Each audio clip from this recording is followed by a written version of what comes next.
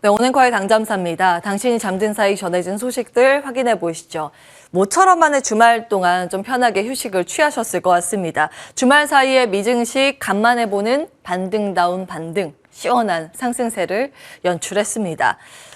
사실 최근 우리 증시 보면 월요일마다 검은 월요일이었죠. 그 이유는 금요일마다 미국이 검은 금요일, 급락장세를 연출했기 때문인데 그 흐름을 6주 만에 끊고 상승장으로 연결했습니다. 전방위적으로 상승했습니다. 특히 나스닥 지수가 4% 가까운 급반등세 연출한 점이 고무적이었습니다. 나스닥 100 종목 중에서요, 떨어진 건 불과 3개 정도밖에 되지 않았고요. S&P 500 지수 안에서는 약 93% 종목이 다 올랐습니다. 아래 히트맵 가지고 왔는데요. 굳이 안 가지고 와도 되는데 거의 다 올랐으니까요. 이제 안구 정화 측면에서 가지고 왔습니다. 헬스케어 정도만 그동안 이제 하락장 속에도 잘 버텨줬기 때문에 소강 상태를 나타냈지만 그 외에 대부분의 업종들 1% 이상의 강한 상승세를 시도했습니다. 특히 기술주 윗주에 저가 매수세가 크게 유입됐습니다. 자, 그렇다면 이제 시장을 적극적으로 즐기면 될까요? 큰 기대를 걸기에는 먼저 확인해야 할 사항들은 많이 남아 있습니다.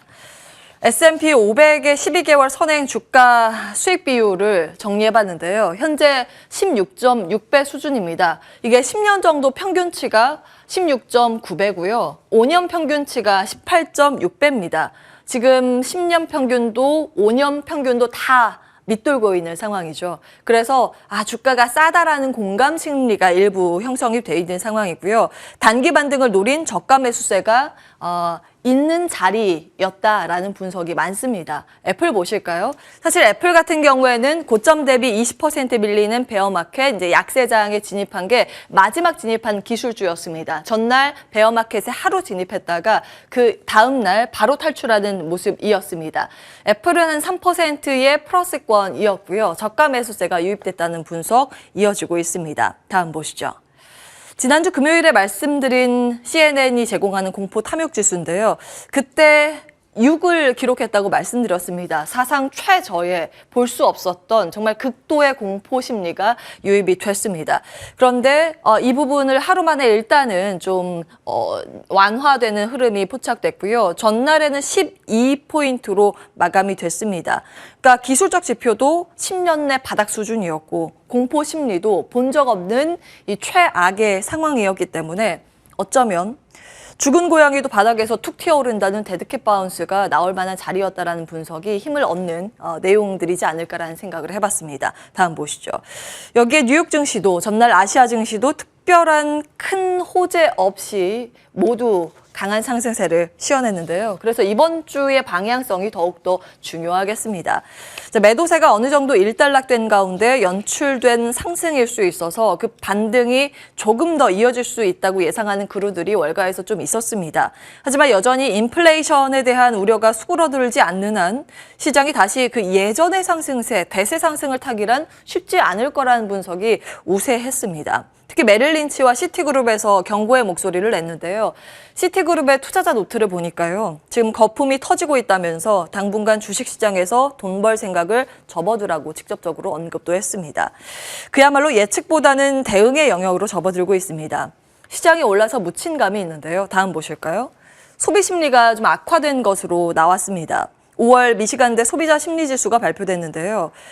미국의 소비자들의 경제 신뢰도가 예측치보다 그리고 전월보다도 안 좋게 나왔습니다. 물가가 폭등하니 사람들이 돈을 안 쓰고 이제 소비 쪽으로 침체가 나오지 않을까라는 심리가 여기에 반영이 된 상황입니다. 이제 아래 차트는 이제 미시간대 소비자 심리지수와 GDP의 비교 차트인데요. 심리지수가 보시는 것처럼 급격하게 빠질 때마다 GDP 빨간 라인이 있죠. 리세션, 이제 침체가 나타났다라는 통계가 있습니다. 이번에 또 급격히 내려왔기 때문에 이 경기 침체에 대해서 우려감이 조금 더 고개를 들 가능성에 주의를 해야 된다는 조언들이 잇따르고 있습니다. 다음 보시죠. 그리고 미국의 부실 채권도요, 주간 사이에 좀 크게 늘었습니다. 이제 주간 단위로 발표하는 내용인데, 블룸버그 자료입니다. 회사 최다 대출 중에서 액면가의 80% 이하로 거래되는 물량을 나타내는 지수인데, 주말 사이에 발표된 수치 보면 그 주간 단위로 한 70% 가까이 뛰어 올랐다라는 내용 보도가 됐습니다. 경기 침체 우려로 해석될 만한 주변 지표들을 좀 지속적으로 점검해 보실 필요는 있겠습니다. 다음 보시죠. 그래도 코인 시장도 패닉장이 일단락됐으니 증시도 단기 한풀이 장세라도 좀 나와주기를 바랍니다. 시장을 이끌어줬던 두 가지 포인트 정리해 볼 텐데요. 먼저 중국 정리를 해보겠습니다. 상하이가 봉쇄에 들어간 지 한 50일 정도 됐죠. 오늘부터 쇼핑센터, 마트, 백화점 영업을 단계적으로 허용키로 했다는 내용이 외신에서 전해지고 있습니다. 아직 봉쇄를 다 풀었다고 보기는 어렵습니다. 다만 현지에서 소식을 들어보면 그동안은 쓰레기 배출을 하러 나가지도 못하게 금지가 돼 있어서 정말 힘들고 갑갑했다고 전해지는데요. 일부나마 이 오프라인 영업이 허용된 점에 주목이 되고 있습니다. 다음 보시죠. 그리고 또 하나 이슈, 삼성전자인데 올해 하반기부터 파운드리 가격을 약 15%에서 20% 제품 가격 인상 논의하고 있다라는 소식이 블룸버그 통신을 통해서 전해지고 있습니다. 아직 삼성전자 측에서 확정적으로 보도한 내용은 아니고요. 추측성 기사들이 올라오고 있는 상황입니다. 이제 올해 들어서 TSMC도 보면 이 파운드리 가격을 계속 올리고 있죠. 두 차례나 인상을 했는데 마지막에 TSMC가 인상을 했었던 6에서 한 8% 폭보다 더 큰 폭의 인상을 고려하고 있다는 점이 고무적이라는 평가가 나오고 있습니다. 이 영향까지 더해지면서 필라델피아 반도체 지수가 5% 급등 마감을 했고요. 그 전날보다 확실히 반도체 관련주들이 전체적으로 상승했다는 것을 확인하실 수가 있습니다. 대형 반도체, 소부장단 모두 강세 흐름을 연출했습니다. 다음 보시죠. 다만 이 소식이 삼성전자에는 얼마나 긍정적인 소식일까는 좀 따져볼 필요는 있는데요. 인텔 등의 팹리스 기업이 이제 반도체를 설계를 하면 그 설계한 내용을 가지고 공장을 돌려서 주문받아서 만드는 쪽이 이제 파운드리라고 보시면 됩니다. 설계가 요리사라면 파운드리는 주방이라고 보시면 되는데요. 대표적인 기업은 대만의 TSMC입니다. 거의 대만에서 독식하고 있고 삼성전자는 이 비중을 확대할 계획으로 지금 투자에 나서고 있습니다. 확실히 아직까지는 삼성전자는 반도체 비중이 메모리의 편중도가 높기 때문에 이 점은 분석 내용 따져보실 필요는 있습니다. 다만 삼성전자는 이 수출이나 경기 그리고 코스피 실적의 바로미터이기 때문에 주가가 돌아서면 또 시장 전체적으로 바닥을 잡는 가늠자 역할을 할 수 있습니다. 그래서 수급 상황은 따져보실 필요가 있겠고요. 이번 뉴스와 연관된 국내 투자의 관점은 DB 하이텍 등의 관련 기업들의 수급이 양호해지는지 여부가 관전 포인트가 될 듯 싶습니다. 다음 보시죠. 지난주 금요일에 말씀드렸던 내용이죠. 그 당시에 이제 마이크론과 전기차 쪽에 수급은 양호하게 포착됐다라는 부분 말씀을 드렸습니다. 마이크론이 IR을 개최해서 여기에서 가이던스 앞으로 향후 전망이 좋습니다라고 했던 것이 관련주들을 끌어올리는 동력이었다는 점 말씀을 드렸고 이 점도 여전히 이틀째 이어졌습니다.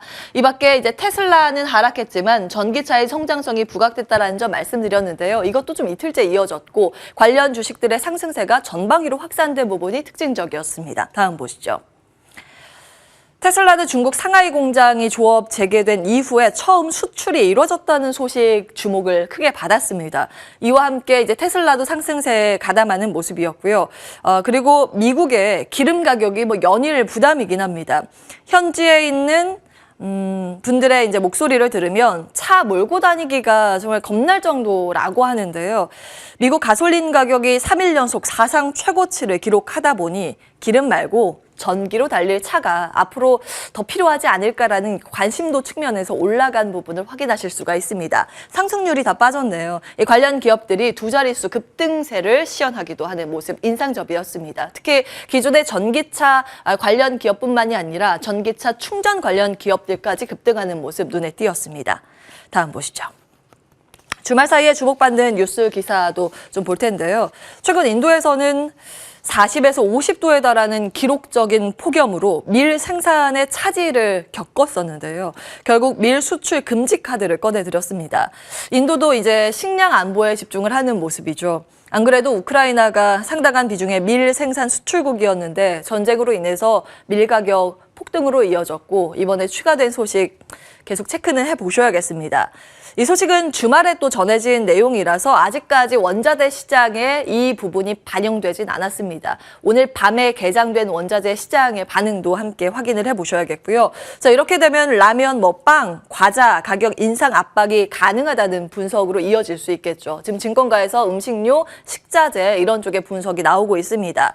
다만 이제 테마주 쪽은 관련 수급 상황은 계속 발빠르게 체크해 보실 필요가 있겠습니다. 급락장에서 폭등한 사료주에 대해서 대주주는 지분을 팔아서 수백억 원 확보한 것으로 보도가 되고 있습니다. 대주주가 빠졌는데요. 팜스토리의 최대 주주인 이지홀딩스가 지난 3월 24일부터 5월 6일까지 730억 원어치를 장내에 매도했다고 전해지고 있고요. 한일사료의 대주주 일가가 4월 26일에서 29일 사이에 190억 원어치 장내 매도. 사조동아원 최대 주주 특수관계인 이인우 부회장도 지난달에 보유주식 18만 720주 전량을 장내에 매도했다는 소식이 전해지고 있습니다. 테마주는 사실 이제 수급에 민감한 반응을 보이기 때문에 전반적인 흐름 체크해 보실 필요가 있겠습니다. 온앵커의 당잠사였습니다.